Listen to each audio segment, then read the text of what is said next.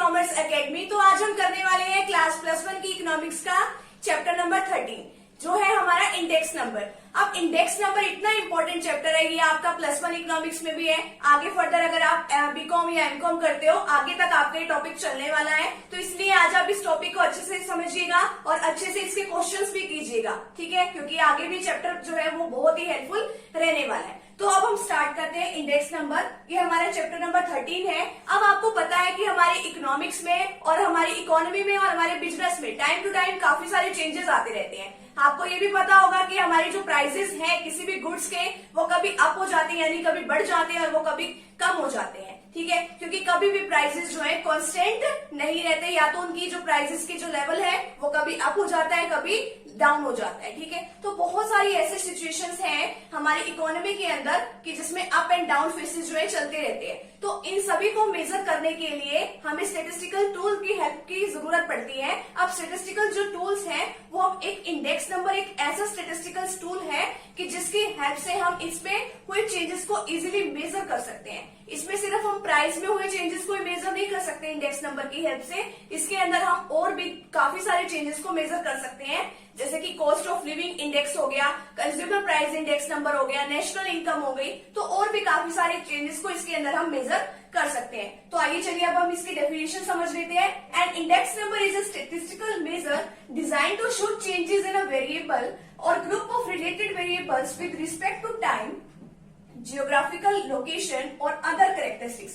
तो index number क्या है? इंडेक्स नंबर एक ऐसा स्टेटिस्टिकल मेजर है, एक ऐसा स्टेटिस्टिकल टूल है, ठीक है, कि जिसकी हेल्प से हम क्या डिटरमाइन कर सकते हैं, चेंजेस को दिखा सकते हैं कि कितना इसके अंदर चेंज हुआ है, ठीक है, किसी वेरिएबल में, किसी एक वेरिएबल में या किसी ग्रुप ऑफ वेरिएबल में हुए चेंजेस को हम इसमें मेजर कर सकते हैं। या तो कोई चेंज जियोग्राफिकल लोकेशन की वजह से हुआ हो, जियोग्राफिकल लोकेशन यानी कि एरिया वाइज कोई चेंज हुआ हो, या फिर किसी और कैरेक्टरिस्टिक्स के बेसिस पे या फिर टाइम के बेसिस पे कोई चेंज के बेसिस पे हम इसको मेजर जो है वो इजिली कर सकते हैं। जैसे प्राइसेस में किस तरीके का चेंज होगा, जैसे कि 2010 में मान लो प्राइसेस जो थे किसी उसके 7% थे, ठीक है, और आगे 2012 में बढ़ के उसके प्राइसेस जो है वो 12% तक हो गए। तो इसमें चेंज को हम इसकी हेल्प से इसमें मेजर कर सकते हैं। अब देखिए, एक तो हमारे पास आता है P0, एक आता है हमारे पास P1। P0 और P1 का क्या वो है, इसके अंदर क्या रोल प्ले करता है? P0 का मतलब होता है price index of base year, P1 का मतलब होता है price index of current year. Current year का तो आपको पता होगा कि जो कि चल रहा है, ठीक है, और जो बेस ईयर होता है उसका मतलब क्या है? पुराने वाला, कि जिसके अंदर हम करंट ईयर के प्राइसेस की बेस ईयर के प्राइसेस के साथ कंपैरिजन करते हैं। अब करंट ईयर और बेस ईयर समझिए, मान लो 2022 क्या है, ठीक है, ये हमारा करंट ईयर है, और 2018 यानी कि कोई पिछला साल हम क्या ले लेते हैं? बेस ईयर ले लेते हैं, जिसके कंपैरिजन में यानी कि हम इसमें कंपैरिजन करके देखते हैं करंट ईयर का पिछले साल के कंपैरिजन में, जिस भी साल का हमें निकालना उसके साथ हम कंपैरिजन करके देख सकते हैं, ठीक है। तो ये है हमारा P0 और P1। इसी तरीके से हमारी क्वांटिटी भी आती है, क्वांटिटी में भी Q0 Q1 आता है। क्वांटिटी जो है बेस ईयर की वो Q0 और जो हमारी करंट ईयर की होती है वो होती है हमारी Q1। आगे हम इसके प्रैक्टिकल क्वेश्चंस में भी डिस्कस कर लेंगे। तो चलिए आगे देखिए, फीचर्स क्या है इंडेक्स नंबर की। ये एक क्वांटिटेटिव एक्सप्रेशन है। क्वांटिटेटिव यानी कि इसको हम क्वांटिटी की फॉर्म में ही लिखते हैं। जैसे हमारे प्राइसेस में 7% था मान लो कोई प्राइस पहले के कंपैरिजन में, और आज का कंपैरिजन में अगर हमने किया, यानी कि आज हमने जो कंपैरिजन किया है उसमें हमारा प्राइस जो वो 12% हो गया है, तो इतना बढ़ गया है हमारा प्राइस। मान लो वैसे हम क्वांटिटेटिव उसमें करें, मान लो पहले किसी गुड्स का प्राइस 100 रुपीज था, लेकिन आज जो है हमारा प्राइस जो है किसी गुड्स का, ये मान लो हमारा 2018 का है 100 रुपीज, और ये 2022 में हमारा किसी गुड्स का प्राइस जो है 120 हो गया है। तो यानी कि इसको हम क्वांटिटेटिव फॉर्म में ही मेजर कर रहे हैं कि 20 रुपीज से हमारा जो प्राइस है वो बढ़ गया है। तो इस तरीके से हम क्वांटिटेटिव एक्सप्रेशन में हम इसको नोट डाउन करते हैं। इसमें क्वालिटी नहीं देखी जाती, क्वांटिटी ही देखी जाती है। कंपैरिजन कर सकते हैं, कंपैरिजन का मतलब तो आपको पता होगा, तुलना कर सकते हैं। किसके साथ कंपैरिजन करेंगे? बेस ईयर की और करंट ईयर की पोजीशन को कंपेयर कर सकते हैं with the help of index number. Index number की हेल्प से हम बेस ईयर को करंट ईयर की पोजीशन के साथ कंपेयर करके हम इसमें देख सकते हैं। ये है हमारी फीचर्स। आगे क्या है, डिफिकल्टीज क्या आती है इंडेक्स नंबर को बनाते time. Purpose of index number, purpose क्या होना चाहिए, हमें सबसे पहले तो माइंड में पर्पस देख लेना चाहिए कि किस लिए हम इंडेक्स नंबर को बना रहे हैं। अगर हमारे माइंड में अच्छे से पर्पस होगा तभी तो हम अच्छे से इंडेक्स नंबर बनाएंगे, क्योंकि जो इंडेक्स नंबर है वो अलग अलग चीजों का होता है। प्राइस का इंडेक्स नंबर होता है, और भी वेटेड प्राइस इंडेक्स नंबर भी होते हैं, और भी काफी तरीके से इंडेक्स नंबर बनाया जाता है। तो सबसे पहले हमारे माइंड में पर्पस क्लियर होना चाहिए कि किस लिए हम प्राइस इंडेक्स नंबर जो है वो बना रहे हैं। सिलेक्शन ऑफ बेस ईयर, कि जो बेस ईयर जो है जब हम उसको सिलेक्ट कर रहे हैं तो उसको ध्यान से हमें सिलेक्ट करना चाहिए। कोई अबनॉर्मल बेस पीरियड नहीं होना चाहिए, यानी कि ऐसा हमें बेस पीरियड नहीं लेना कि जिसमें कोई वॉर की सिचुएशन है, यानी कि युद्ध चल रहा हो, ऐसा कोई अबनॉर्मल नहीं लेना, या जिसके अंदर जिस बेस ईयर के में काफी प्राइसेस जो है काफी अप जा रहे हैं या काफी डाउन जा रहे हैं, वो वाला बेस ईयर भी हमें सेलेक्ट नहीं करना। ऐसा बेस ईयर लेना है जो बिल्कुल नॉर्मल हो, जिसके साथ हम इजिली कंपेरिजन करके देख सके। नेक्स्ट है selection of commodities and service. अब हमें जो सेलेक्ट करनी है, जो कमोडिटीज, जो गुड्स और सर्विसेज है, वो हमें ऐसे गुड्स एंड सर्विसेज लेने, क्योंकि जितने भी हमारे, अब देखो इकोनॉमी में जितने भी हमारी गुड्स हैं वो हम सभी को तो हम इसमें ले नहीं सकते, कंसीडर नहीं कर सकते। तो ऐसे गुड्स और ऐसे सर्विसेज को हमें लेना है कि जो कि पूरे ग्रुप को रिप्रेजेंट करे, ठीक है। तो ऐसे हमें गुड्स और सर्विसेज को सिलेक्ट करना है। नेक्स्ट है selection of prices of the commodity and services. अब प्राइसेस को कौन सा ले, कौन से प्राइस को हम इसके अंदर ले, होलसेल प्राइस ले या रिटेलर प्राइस ले, कौन सा प्राइस हमें लेना है, तो ये भी हमें ध्यान से देखना पड़ता है। तो इसमें काफी सारी प्रॉब्लम्स आती हैं। इंडेक्स नंबर का पर्पस क्या है, बेस ईयर कौन सा सिलेक्ट करें, कमोडिटीज में कौन सी कमोडिटी सेलेक्ट करें, प्राइसेस कौन सा लें। इसी तरीके से प्रॉब्लम ऑफ फाइंडिंग एवरेज। अब एवरेज निकालने में भी काफी दिक्कत आती है। अर्थमेटिक मीन से एवरेज निकाले, अर्थमेटिक एवरेज निकाले, ज्योमेट्रिक एवरेज निकाले, कौन सा एवरेज निकाले, उसमें भी काफी दिक्कत आती है। सिलेक्शन ऑफ फॉर्मूला, अब आप आगे पढ़ोगे कि कितने सारे फॉर्मूले कौन सा यूज करें। लास्टपेयर का फॉर्मूला यूज करें, पास्चे का यूज करें, फिशर का यूज करें, डॉर्बिश और बाउले का यूज करें, या फिर मार्शल एजवर्थ का करें, या फिर कैलिस मेथड से हम इसको निकालें। तो काफी सारे इसमें फॉर्मूलाज हैं, तो हम कौन से उसको यूज करें। और इसके फॉर्मूलाज बहुत इजी, आपको फटाफट से रिवाइज हो जाएंगे कि किस तरीके से इसके फॉर्मूला आप याद कर सकते हो। इसके भी एक इजी ट्रिक मैं आपको बताऊंगी। अब देखो इसके एडवांटेजेस दे रखे हैं और यूजेस दे रखे हैं इंडेक्स नंबर के। अब इंडेक्स नंबर की हेल्प से आप सैलरी और डियरनेस अलाउंसेस भी फिक्स कर सकते हो। अब जो गवर्नमेंट है उसमें काफी हेल्पफुल रहता है ये गवर्नमेंट के काम में, सैलरी और डियरनेस अलाउंसेस को ये फिक्स कर सकता है कि कितने कौन से वर्कर की कितनी सैलरी देनी है। Helpful in prediction, past year के डाटा को देख के फ्यूचर के लिए ये पॉलिसीज जो है इजिली बना देता है, ठीक है। नेक्स्ट है हेल्पफुल इन कंपैरिजन, मैंने आपको बताया बेस ईयर की करंट ईयर के साथ कंपैरिजन करके देख सकते हो आप इसमें। टू सिंप्लीफाई कॉम्प्लेक्सिटीज, अब जो काफी डायरेक्ट जिसका मेजरमेंट नहीं भी निकाला जाता किसी गुड्स का, तो उसका भी डिटर्मिनेशन जो है इजिली कर देता है। तो ये सब है इसके एडवांटेजेस। अब लिमिटेशंस भी हैं इसकी कुछ, नॉट कम्प्लीटली ट्रू। अब ये पूरा कम्प्लीटली ट्रू नहीं होता है, यानी कि इसके अंदर ये नहीं है कि जो भी डाटा में जो भी हमें इन्फॉर्मेशन मिली है वो सारी सही हो, गलत भी हो सकती है। सिर्फ एक एस्टिमेशन देता है और कुछ नहीं है। नेक्स्ट है international comparison is not possible, international comparison नहीं हो सकता। दूसरे देशों में इंडेक्स नंबर किसी और तरीके से यूज किए जाते हैं, तो ये इंटरनेशनल कंपैरिजन करना इजी इसमें नहीं है। डिफरेंस ऑफ टाइम, आप देखो टाइम के साथ साथ जो हमारे कस्टमर्स हैं उनके टेस्ट प्रेफरेंसेस, उनकी हैबिट्स वगैरह चेंज हो जाती हैं। जिस चीज को पहले यूज करते थे वो आज यूज करे ना करे कोई पक्का थोड़ी है। तो इसीलिए डिफरेंस ऑफ टाइम की वजह से भी इंडेक्स नंबर को चूज करते हुए डिफिकल्टीज आती है। डिफेक्टिव वेटेज दिया जा सकता है इसके अंदर, क्योंकि हम इसमें वेट असाइन करते हैं तो किसी को गलत वेट भी असाइन किया जा सकता है। जिसको ज्यादा वेट देना चाहिए उसको कम वेट दिया जाता है, कई बार जिसको कम देना चाहिए उसको ज्यादा भी दिया जा सकता है, ठीक है। तो ये है हमारे एडवांटेज और ये है लिमिटेशंस। तो चलिए अब नेक्स्ट पार्ट अभी हम इसका डिस्कस कर लेते हैं। ये है हमारे methods, method of constructing index number. अब इंडेक्स नंबर बनाते हुए हमारे पास कुछ मेथड्स दिए गए हैं। अब ये है हमारे पास सिंपल प्राइस इंडेक्स और ये है हमारा वेटेड प्राइस इंडेक्स, ठीक है। अब जो सिंपल प्राइस इंडेक्स है इसके अंदर सिर्फ हम प्राइसेस को ही कंसीडर करते हैं, और जो हमारा वेटेड प्राइस इंडेक्स है उसके अंदर प्राइस और क्वांटिटी हम दोनों को कंसीडर करते हैं। आगे सिंपल प्राइस इंडेक्स, अब देखो वैसे जो सिंपल प्राइस इंडेक्स होता है ना वो बड़ा ही सिंपल मेथड है, नाम से पता लग रहा है बहुत ही सिंपल मेथड है। आगे हमने इसको दो तरीकों से क्लासिफाई किया, simple aggregative method, simple average और प्राइस रिलेटिव मेथड। अब इसके जो फॉर्मूले जो याद करने की जो ट्रिक है वो मैं आपको बताती हूँ, और कहाँ पे कौन सा फॉर्मूला यूज करना है वो भी मैं आपको बता देती हूँ। अभी हम इसके आगे जो स्टेप में अभी हम उसके प्रैक्टिकल क्वेश्चंस भी डिस्कस करेंगे। अब देखिए सिंपल एग्रीगेटिव मेथड में अब ये देखो ये क्या है, P01 का मतलब क्या है, प्राइस इंडेक्स, ठीक है। सिंपल प्राइस इंडेक्स है, इसमें summation P1 divide by summation P0 multiply by 100, summation और ये समीशन का मतलब तो आपको पता ही है, टोटल करना है। जितने भी हमारी करंट ईयर की जो आइटम्स दे रखी होंगी उनको क्या करेंगे, जो हमारी बेस ईयर की जो बेस ईयर का प्राइस है उसमें से डिवाइड करके मल्टीप्लाई कर देंगे हम उसके क्वोशिएंट को 100 के साथ। अब ये प्रैक्टिकल क्वेश्चन के साथ बिल्कुल आपको इजी लगेगा। बस आप ये फॉर्मूला नोट डाउन कर लीजिए, summation P1 divide by summation P0 multiply by 100। अब समीशन P1, अब ये देखो P1 का मतलब क्या है, प्राइस ऑफ बेस ईयर। अब P0 का मतलब क्या है, प्राइस ऑफ बेस ईयर, और P1 का मतलब क्या है, price of current year. P0 का मतलब क्या है, price of base year, current year के उसका क्या फॉर्मूला होता है, P1 price of current year. ये है हमारा फॉर्मूला। नेक्स्ट है हमारे पास simple average of price relative. अब आपने जो इसमें इंपॉर्टेंट बात ध्यान रखनी है वो क्या है, प्राइस रिलेटिव। ठीक है, simple average of price relative. अब प्राइस रिलेटिव निकालते कैसे हैं, वो ये रहा। ठीक है, P1 upon P0 multiply by 100, P1 upon P0 multiply by 100। अब हमें इसका ये निकालना है, प्राइस इंडेक्स निकालना है। जो हमें ये देखो, ये जो P है, P का मतलब क्या है, P1 अपॉन P0 समीशन यानी कि इनका टोटल कर दिया डिवाइड बाय N। N का मतलब क्या है, नंबर ऑफ आइटम्स। अब वेटेड प्राइस इंडेक्स को भी अब हम इसमें क्या करते हैं कि इंपॉर्टेंस के बेसिस पे इनको वेट असाइन करते हैं।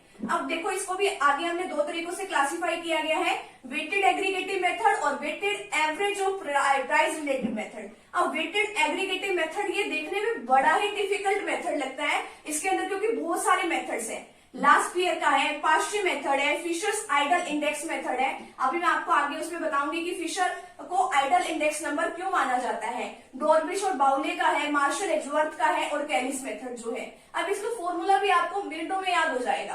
अब weighted average of price relative का मतलब क्या है, इसमें भी आ गया प्राइस रिलेटिव। ठीक है, अब इसमें हम क्या करेंगे, वही प्राइस रिलेटिव तो हमने उसी तरीके से निकालना है, P1 upon P0 multiply by 100। ठीक है, अब देखो इसका फॉर्मूला क्या है, EPW divide by EW। W का मतलब क्या है कि जो हमने वेट असाइन किया है, या तो हमें ये वेट जो है वो गिवन होगा क्वेश्चन में। अगर वेट नहीं गिवन होगा तो हमें क्या दे रखा होगा, P0 Q0 दे रखा होगा इसके नाम का, और या फिर हमें परसेंटेज ऑफ एक्सपेंसेस दिए होंगे। मैं आपको तीनों तरीके से क्वेश्चंस करा दूंगी इसके। तो ये तो है अभी इसका पिक्चर चार्ट। ठीक है, अगर आपको इसका स्क्रीनशॉट लेना है तो आप इसका स्क्रीनशॉट ले सकते हैं। अभी मैं आपको इसके प्रैक्टिकल क्वेश्चंस कराने वाली हूँ, तो आपको मिनटों में क्लियर हो जाएगा कि किस तरीके से हम इसके क्वेश्चन जो है इजी वे में सॉल्व कर सकते हैं।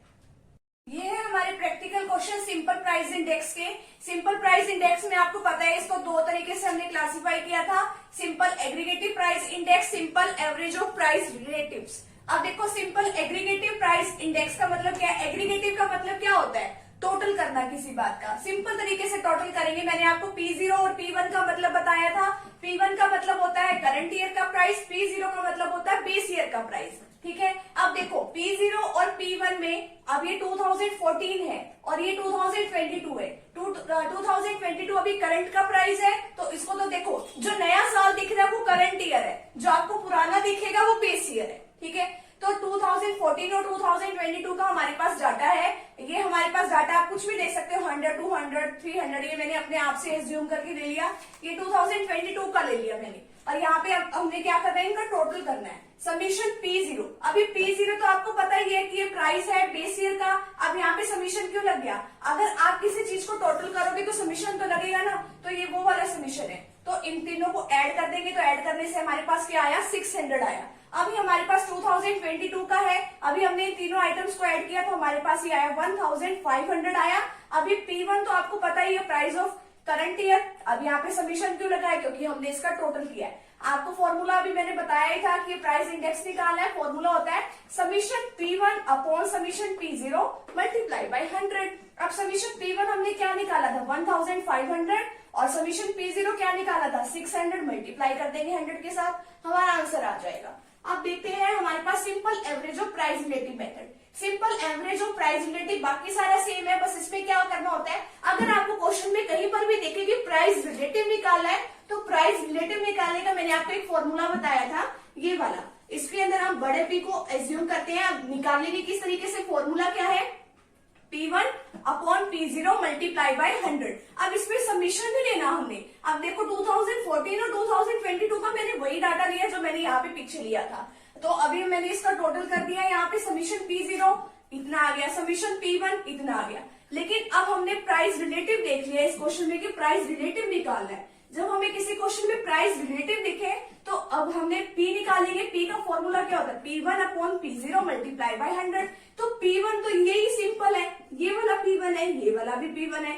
अभी हमने इसका समीशन नहीं लेना है, अभी हमने इसका P1 लेना है और ये P0 वाला ये सब डाटा लेना है। तो अलग अलग डाटा निकाल लेंगे हर एक ईयर का।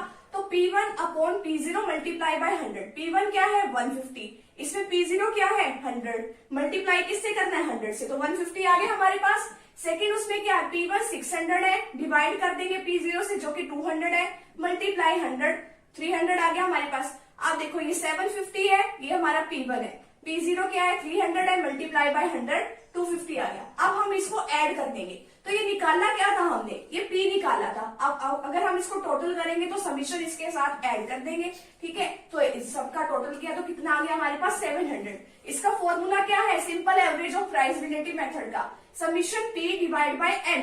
अब समीशन P तो आपको पता है, ये आ गया 700। N का मतलब क्या होता है? कितने नंबर ऑफ आइटम्स है? 1 2 3, ठीक है। तो 3 से हम डिवाइड कर देंगे तो ये हमारा समथिंग कुछ ये 233.33 हमारा कुछ आंसर आ जाएगा। अब देखो मीडियन मेथड भी है आपकी बुक में, एक मीडियन मेथड का भी एक फॉर्मूला है। वो किस तरीके से है? फॉर्मूला n+1 डिवाइड बाय 2, जितनी भी आइटम्स आएगी यानी कि उस नंबर पे। अब ये देखो जो भी हमने ये निकाला है, जैसे कि 150 है, 300 है, 250 है, तो या तो इसको असेंडिंग ऑर्डर में कर लो या फिर आप इसको डिसेंडिंग ऑर्डर में कर लो, ठीक है। असेंडिंग में करोगे तो क्या आएगा? छोटे से बड़े पे जाओगे, डिसेंडिंग में करोगे तो बड़े से छोटे पे जाओगे। तो मैंने असेंडिंग ऑर्डर ले लिया।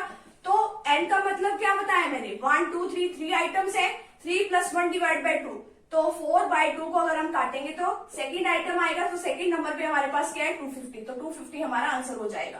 तो ये तो है अभी सिंपल का अभी मैंने बताया। तो अभी चलो डिस्कस कर लेते हैं वेटेड का। तो चलिए अब देखते हैं हमारा weighted price index method. Weighted price index method का अभी हमने ये फर्स्ट पार्ट अभी हम कर रहे हैं weighted aggregative method. Weighted aggregative method को आगे हमने 3 पार्ट्स में क्लासिफाई किया है। फर्स्ट है लास्ट ईयर मेथड, सेकंड है पार्शियल मेथड एंड थर्ड है फिशल आइडल इंडेक्स मेथड। अब आप सोचोगे इनके तो फॉर्मूले बहुत डिफिकल्ट है, तो इनके फॉर्मूले कोई डिफिकल्ट नहीं है। हमारे पास एक तरीका भी है, तो इसको तो आप याद रख सकते हो 1000 से, इसको आप याद रख सकते हो 1101 से, ठीक है। तो 1000 से आप इसको कैसे याद रख सकते हो? Summation P1 Q0 summation P1 Q0 upon summation P0 Q0 multiply by 100। ये किस तरीके से बना? अब यहाँ पे देखो, यहाँ पे 1, यहाँ पे 0, यहाँ पे 0, यहाँ पे 0, तो बन गया ना 1000। तो ये फॉर्मूला बना कैसे है? Summation P1 upon summation P0। पहले तो आप सभी में यही लिख लो, इतना बहुत है, ठीक है। समीशन P1 P0 और Q डाल लो साथ में, या फिर अगर आपसे इतना भी नहीं होता तो आप ही इतना डाल लीजिए। Summation P Q, summation P Q मैंने क्या बताया लास्ट ईयर में? 1000 से याद रखना है। यहाँ 1, यहाँ 0, यहाँ 0, यहाँ पे भी 0, बस हो गया, मल्टीप्लाई बाय 100। तो ये बहुत ही इजी ट्रिक है। 1000 से आप लास्ट ईयर के फॉर्मूले को याद रख सकते हो। सेकंड है हमारे पास पार्शियल मेथड। पार्शियल मेथड में हमें किससे याद रखना है? 1101 से, 1101 से। तो कैसे याद रख सकते हो इसको आप? समीशन P1 नहीं सॉरी, आपके लिए एक इजी तरीका है। Summation P Q, summation P Q क्या बताया मैंने? 1101, तो 1101, बस हो गया, मल्टीप्लाई बाय 100। मेथड तो इससे भी ज्यादा आसान है। क्या कर सकते हो? या तो आप इन दोनों मेथड का रूट कर सकते हो, ठीक है। L मल्टीप्लाई बाय P और ऊपर रूट कर सकते हो, ठीक है। L का मतलब क्या है? लास्ट ईयर, P का मतलब क्या है? पार्शियल। जो दोनों का आंसर आए उसके ऊपर रूट करके आप उसका आंसर निकाल सकते हो। या एक दूसरा तरीका क्या है? ये जो हमने पहले यहाँ पे प्राइस इंडेक्स लिखेंगे, इन दोनों फॉर्मूले को यहाँ पे आप लिख दो और बाद में लिख दो मल्टीप्लाई बाय 100। पहले ये वाला फॉर्मूला लिख दो लास्ट ईयर का, summation P1 Q0 summation P0 Q0 multiply by, अब आगे पार्शियल का लिख दो, summation P1 Q1 upon summation P0 Q1, ठीक है। और बाद में आप 100 के साथ उसकी मल्टीप्लाई कर दो। या आपके पास मैंने दूसरा तरीका क्या बताया? इन दोनों मेथड्स का आप क्या कर दो? रूट कर दो। तो अभी आपके क्वेश्चन में देखिए, अभी आपकी बुक में तो अलग अलग क्वेश्चन है, मैंने सारे क्वेश्चंस को मर्ज करके एक ही मैं आपको बता रही हूँ, तो बहुत इजी है। तो आपको इतनी तो आइटम्स गिवन होगी, A B C या D, जितनी भी आपको आइटम्स गिवन होगी। P0 Q0 का मतलब मैंने आपको बता ही दिया। P0 का मतलब क्या होता है? Price of base year. Q0 का मतलब क्या होता है? क्वांटिटी ऑफ बेस ईयर, ठीक है। मैंने आपको बताया था पहले भी कि वेटेड में क्या आएगी? प्राइस और क्वांटिटी दोनों को इंक्लूड करते हैं, ठीक है, तो P0 Q0 का पता लग गया। P1 Q1 का क्या है? Price of current year. Q1 का मतलब क्या है? Quantity of current year. ठीक है, अभी देखिए मैंने आपको फॉर्मूला बताया था। क्या फॉर्मूला बताया? पहले आप जब भी कोई क्वेश्चन निकाल रहे हो ना, अगर आपको तीनों भी मेथड से एक क्वेश्चन निकालना है तो आप चार चीजें तो जरूर निकाल दीजिए। ठीक है, क्या निकाल लेंगे? ये P1 Q0, P0 Q0, P1 Q1, P0 Q1। ठीक है, यहाँ पे आप 1000 और निकाल लोगे, और क्या निकाल लोगे? 1101 वाला निकालोगे, 1101। तो सबसे पहले P1 Q0 आपने निकालना है, P1 Q0। ठीक है, तो पहले तो आप फॉर्मूले लिख के ऊपर वाली आइटम निकाल लीजिए, नीचे वाली निकाल लीजिए। P1 Q0 कैसे निकालोगे? P1 की Q0 के साथ मल्टीप्लाई है। P1 कहाँ है? ये रहा। Q0 कहाँ है? ये रहा। 20 की 1 से करी 20, 25 की 2 से करी 50, 15 की 3 से करी 45। ठीक है, इनका ऐड करोगे आप तो आपको क्या लगाना पड़ेगा? यहाँ पे समीशन। समीशन अपने आप आ जाएगा। मैंने आपको पहले बताया था, अगर आप किसी चीज को ऐड करते हो समीशन अपने आप आ जाता है। ऐड करोगे, इसका टोटल आएगा 150। अब आगे क्या करना है?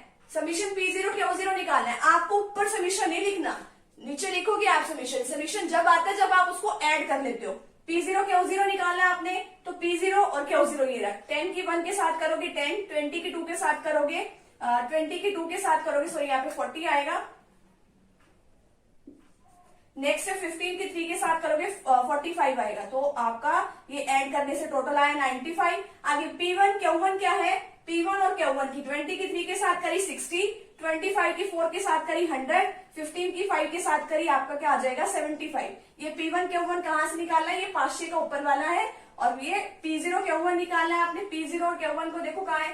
P0 और Q1। 10 की 3 के साथ करी 30, 20 की 4 के साथ करी 80 और 15 की 5 के साथ करी 75। टोटल आ जाएगा आपका 185। बस आगे सिंपल है, आपको इसके फॉर्मूले भी पुट आउट करना है। लास्ट ईयर का फॉर्मूला क्या होता है? Summation P1 Q0 summation summation P0 Q0 multiply by 100। ठीक है, ये आप 1000 से लर्न कर सकते हो। ठीक है, तो इसमें समीशन P1 Q0 की वैल्यू क्या है? वैल्यू है 115। समीशन P0 की वैल्यू क्या है? 95। तो इससे अपॉन भी कर देंगे हम, और मल्टीप्लाई किससे कर देंगे?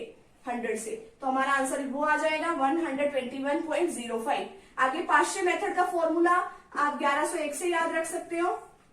ठीक है, तो आपने लगाना है समीशन P1 Q1 क्या है? 235। समीशन P0 Q1 क्या है? 185।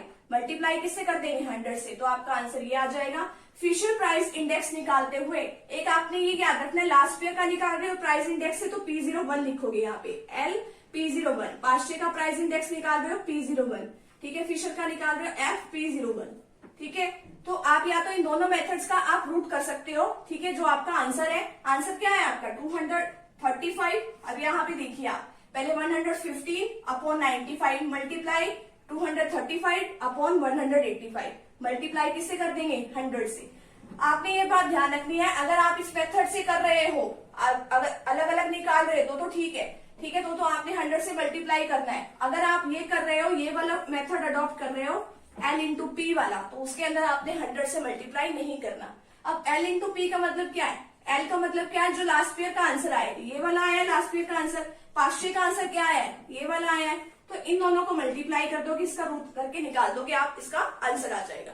तो ये तो है हमारे पास वेटेड इंडेक्स मेथड का वेटेड एग्रीगेटिव मेथड। अगर आपको इसका स्क्रीनशॉट लेना है तो आप स्क्रीनशॉट भी ले सकते हैं। तो अब मैं आपको कराने वाली हूँ weighted average of price relative, वो इससे भी ज्यादा इजी है। तो उम्मीद है आपने स्क्रीनशॉट ले लिया होगा। तो चलिए अब हम डिस्कस कर लेते हैं weighted average of price relative. अभी चलो हम देखते हैं वेटेड प्राइस इंडेक्स मेथड का सेकंड पार्ट, जो कि है weighted average of price relative method. ठीक है, अभी हम इसका जो प्रैक्टिकल पोर्शन है वो करने वाले हैं। तो आपको इसमें दिया होगा P0 Q0 P1। ठीक है, हो सकता है आपको कभी कभी किसी क्वेश्चन में दे दिया जाए WB। अगर आपको W गिवन है तो अच्छी बात है, अगर नहीं गिवन है तो आप कैसे निकाल सकते हो? P0 और Q0 की आपस में मल्टीप्लाई करके आप क्या निकाल सकते हो? W भी निकाल सकते हो। ठीक है, अब देखो अगर आपको दिया हुआ है P0 की वैल्यू ये सब दी हुई है 200, 5, 5, 10, 50। P0 का मतलब आपको अब तो अच्छे से पता लग ही गया होगा, प्राइस ऑफ बेस ईयर। अब ये देखो Q0 है quantity index of base year 4, 50, 40, 21। अब P1 क्या है? प्राइस ऑफ करंट ईयर 257, 6, 15 और 80। अगर आपको मान लो W निकालना है इस क्वेश्चन में, अब आपको सबसे पहले तो ये पता होना चाहिए वेटेड इंडेक्स मेथड में जो weighted average of price relative है, प्राइस रिलेटिव का भी आपको इतना तो पता लग गया होगा कि जिस क्वेश्चन में प्राइस रिलेटिव दिया जाए वहां पे आपको P निकालना है, और P निकालोगे कैसे, P1 upon P0 multiply by 100। अगर आपको किसी क्वेश्चन में W नहीं गिवन तो P0 और Q0 की आपस में आप मल्टीप्लाई कर सकते हो सकता है आपको किसी किसी क्वेश्चन में वेट गिवन भी हो, और P0 बन यानी कि इसका निकालने का फॉर्मूला क्या है, summation PW upon summation W। अब देखो समीशन W भी आपको करना है, अगर आपको W निकालना है तो आप कैसे निकालोगे, P0 और Q0 की मल्टीप्लाई करके, 200 की 4 से करी 800 आ गया, 5 की 50 से करी 250 आ गया। तो अब आपको समीशन W भी चाहिए, समीशन W कैसे आएगा, समीशन का मतलब क्या होता है, ऐड करना, तो आप इन सभी आइटम्स को ऐड कर दोगे, ठीक है। तो समीशन W आ गया 1500, ठीक है। अब आपको देखो प्राइस रिलेटिव निकालना है, प्राइस रिलेटिव निकालने का फॉर्मूला क्या होता है, P1 upon P0 multiply by 100।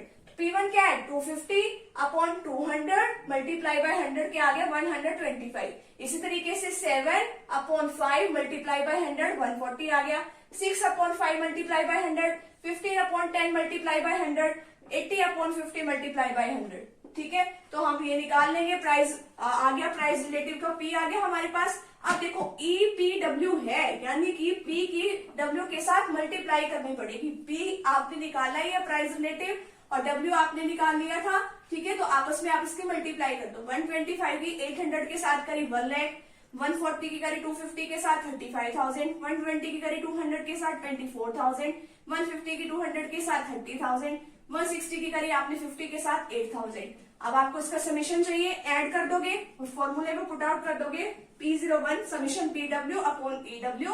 अब देखो ये वैल्यू पुट करनी है आपने, समीशन PW की वैल्यू क्या है, 1,97,000 और समीशन W की वैल्यू क्या है, 1,500। अगर आपने इसको कट किया तो आपका ये वाला आंसर आ जाएगा। तो ये तो है weighted average of price relative method. तो अब इसमें एक और क्वेश्चन आता है कि जो हम फिशर इंडेक्स मेथड है उसको हम आइडल इंडेक्स मेथड क्यों मानते हैं। एक तो देखो उसमें हम बेस ईयर और करंट ईयर दोनों की प्राइस और क्वांटिटी को इंक्लूड करके चलते हैं, और एक हमारा टेस्ट होता है फैक्टर रिवर्सल टेस्ट, एक होता है हमारा टाइम रिवर्सल टेस्ट। ये दोनों ही टेस्ट को सेटिस्फाई करता है, ठीक है। तो दोनों ही टेस्ट को सेटिस्फाई करते हैं, इसलिए भी इंडेक्स नंबर है ये, ठीक है, इसलिए इसको आइडल भी माना जाता है। और थर्ड बात आती है कि ज्योमेट्रिक मीन पर बेस्ड होता है, तो इसलिए इन सभी फैक्टर्स को ध्यान में रखते हुए हमने जो इसको कहा है कि ये एक आइडल इंडेक्स मेथड है। तो अब हम आगे इसमें डिस्कस कर लेते हैं कि कंज्यूमर प्राइस इंडेक्स मेथड क्या होता है, और यह हमारे इस वीडियो का बिल्कुल लास्ट टॉपिक है। तो चलिए अब डिस्कस कर लेते हैं।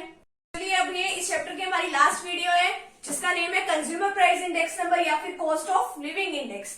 तो अभी हमारा लास्ट टॉपिक है तो इसको आप जरूर ध्यान से समझिएगा। तो ये कंज्यूमर प्राइस इंडेक्स नंबर वो इंडेक्स नंबर है कि जिसके अंदर एक डेफिनेट पीरियड ऑफ टाइम में प्राइस लेवल में हुए चेंजेस को इफेक्ट को मेजर करने के लिए इसका यूज किया जाता है। अब देखिए हमारी जो सोसाइटी है उसमें अलग अलग क्लासेस के लोग रहते हैं, अलग अलग तरीके की चीजें भी कंज्यूम करते हैं, ठीक है, अलग अलग कमोडिटीज को परचेज करते हैं। तो अब हम इसका main objective consumer price index का है क्या, उसका मेन पर्पज ये है कि एक डेफिनेट पीरियड ऑफ टाइम में, ठीक है, कि हमारे प्राइसेस अगर बढ़ रहे हैं तो उसके बढ़ने से हमारी अलग अलग क्लासेस ऑफ सोसाइटी के जो लोग हैं तो उनके ऊपर किस तरीके का असर पड़ेगा, ठीक है। हम ये देखेंगे कि बेस ईयर के कंपैरिजन में अगर हम आज वो चीज खरीद रहे हैं तो हमारे जो लोग हैं उनको कितना एक्स्ट्रा उस चीज को खरीदने के लिए खर्च करना पड़ेगा। जैसे कि पहले कोई चीज सस्ती थी, मान लो 100 रुपए की कोई चीज थी, ठीक है, वो तो होगी पुरानी बात, मान लो ये बात है हमारी 2018 की, और आज वो 2022 में वही चीज का उसी चीज का रेट बढ़ के 150 रुपया हो गया है, ठीक है, 150 रुपीज की आज वो चीज आने लग गई है। तो उसका बदलाव तो हो गया ना, प्राइस में चेंज तो हो गया ना 50 रुपीज का। तो वही इफेक्ट को मेजर करने के लिए हम इसका कंज्यूमर प्राइस इंडेक्स का यूज करते हैं, ठीक है। अब आगे इसके मेथड्स क्या है, methods of constructing consumer price index number. एक तो है aggregative expenditure method. Aggregative expenditure method बिल्कुल सेम है जिस तरीके से मैंने आपको वीडियो के स्टार्टिंग में लास्ट ईयर मेथड का बताया था। ठीक है, वही same formula summation P1 Q0 summation P0 Q0 multiply by 100 मैंने आपको 1000 से ये फॉर्मूला याद भी करवाया था, बिल्कुल सेम है ये कंज्यूमर प्राइस इंडेक्स के लिए। और ये दूसरा मेथड हमारे पास है family budget method, family budget method और बिल्कुल सेम है, अभी अभी मैंने आपको कराया है weighted average of price relative method, जिसके अंदर मैंने आपको बताया था या तो आपके क्वेश्चन में W गिवन होगा, अगर नहीं गिवन होगा तो हम निकाल सकते हैं P0 की Q0 के साथ मल्टीप्लाई करके। फॉर्मूला भी बिल्कुल सेम है, summation WP divide by summation W, ठीक है। Price relative weighted average of price relative है तो P निकाल लेना, P1 upon P0 multiply by 100 करके, बिल्कुल सेम है। अगर आप इसको आपके बुक एग्जाम्पल के साथ या प्रैक्टिकल क्वेश्चन के साथ अगर आप इसको मैच करोगे तो ठीक है। अब आगे देखिए यूटिलिटी क्या है, यूजेस क्या है कंज्यूमर प्राइस इंडेक्स के। एक तो ये सैलरी और वेजेस को डिटरमाइन करने में हेल्प करता है, डिटर्मिनेशन में हेल्प करता है कि अलग अलग कि गवर्नमेंट भी इसके हेल्प लेती है कि किसने वर्कर, कौन से वर्कर की कितनी सैलरी देनी है, कितने वेजेस देने हैं उसको, ठीक है। नेक्स्ट है determination of purchasing power, purchasing power को यानी कि अब देखते हैं कि परचेजिंग पावर कितनी है अब लोगों की। अब देखो अगर प्राइसेस बढ़ रहे हैं तो अब लोग देखते हैं कि उसमें से कितनी चीजें खरीद सकते हैं, पहले के कंपैरिजन में और आज के कंपैरिजन में प्राइसेस में चेंज हो गया। तो अब ये देखो परचेजिंग पावर को निकालने का क्या फॉर्मूला है, 1 divide by cost of living index. Next है policy formulation and implementation, government भी काफी तरीके की इससे पॉलिसी बनाती भी है और उसको इम्प्लीमेंट भी करती है। किस तरीके की पॉलिसी, वेज पॉलिसी है, टैक्सेशन पॉलिसी है, प्राइस लेवल की पॉलिसी है, तो इस तरीके की पॉलिसीज इसके अंदर बनाई जाती है। ये तो है इसकी यूजेस या इसकी इंपॉर्टेंस कह सकते हैं। और बिल्कुल लास्ट है कि कंस्ट्रक्शन किस तरीके से होती है कंज्यूमर प्राइस इंडेक्स की, selection of the class of people, कौन सी क्लास ऑफ पीपल के लिए आप कंज्यूमर प्राइस इंडेक्स बना रहे हो। आपको ये बात ध्यान रखनी है वो आपकी सेम क्लास होनी चाहिए, या आप ये डाटा जो है टीचर्स के लिए बना रहे हो या फिर वर्कर के लिए बना रहे हो, इंजीनियर्स के लिए बना रहे हो, डॉक्टर्स के लिए बना रहे हो, बिल्कुल सेम क्लास ऑफ पीपल का आपने डाटा इकट्ठा करना है। ये नहीं है कि एक तो आपने बहुत हाई क्लास का उठा लिया डाटा, एक आपने बिल्कुल मिडिल क्लास या लोअर क्लास का उठा लिया, ऐसा नहीं करना। वेट इसकी इंपॉर्टेंस के बेसिस पे हम इसको वेट असाइन करते हैं। सिलेक्टेड ऑफ मेथड हमें देखना है कि कौन सा मेथड अडॉप्ट करें, ठीक है, ये वाला मेथड अडॉप्ट करें, एग्रीगेटिव एक्सपेंडिचर मेथड या फैमिली बजट मेथड, ये देख के करना है। फैमिली बजट इंक्वायरी में हम देखते हैं कि एक जो सिंपल, एक जो एवरेज फैमिली होती है कि वो अलग अलग चीजों पर किस किस तरीके का खर्चा करती है, अपनी इनकम का वो कौन सा पार्ट कहाँ कहाँ पे लगा रही है, रेंट पे कितना लगा रही है, किसी फूड आइटम पे कितना लगा रही है, और भी अलग अलग आइटम्स को देख लेते हैं कि कहाँ पे वो अपना पैसा खर्च कर रही है। ऑब्टेनिंग प्राइस कोटेशन, अब जो प्राइस का जो डाटा ले रहे हैं वो बिल्कुल सेम क्लास का लेना है हमें। अगर हम रिटेल प्राइस का ले रहे हैं तो रिटेल प्राइस भी देख के लेना है कि हमारे वहां के उस एरिया का, ठीक है, जिस एरिया का हम इकट्ठा कर रहे हैं रिटेल प्राइस, जितने लोग वहां के हैं, ठीक है, उसी के मुताबिक आपने रिटेल प्राइस भी आपने लेना है। तो ये है आपका पूरा चैप्टर इंडेक्स नंबर, ये आपका यहीं पे ये चैप्टर कंप्लीट होता है। तो उम्मीद है मुझे आपको ये चैप्टर अच्छे से समझ में आ गया होगा। अगर आपको वीडियो अच्छी लगी हो तो प्लीज लाइक शेयर जरूर कीजिएगा। तो मिलते हैं नेक्स्ट टॉपिक के साथ एंड नेक्स्ट वीडियो के साथ। Thank you very much.